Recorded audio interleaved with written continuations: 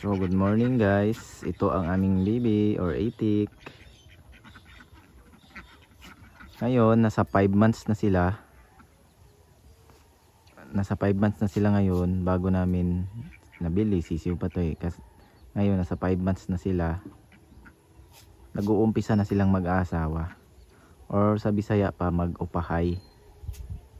Ngayon nalalaman namin kung ano ang pagkakaiba ng babae sa lalaki, kasi minsan maaktuhan namin silang mag-upahay in Bisaya.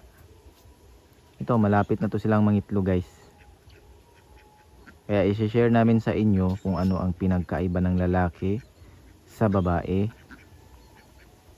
Yun muna yung topic natin guys, kasi base sa experience namin.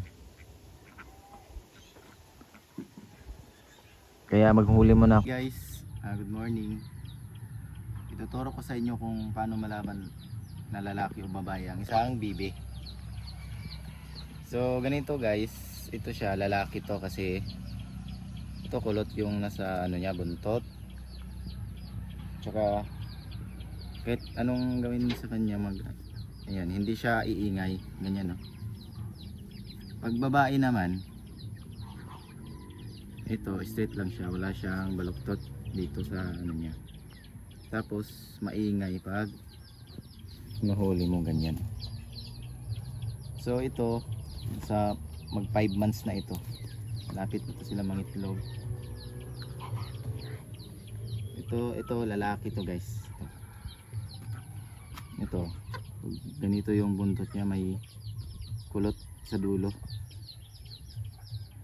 So ito lang guys. Thank you, salamat sa subscribe. Kung gusto nyo pa ng ganitong videos, mag-subscribe kayo sa aming YouTube channel, kasi marami pa kaming ipapakita sa inyo na province life.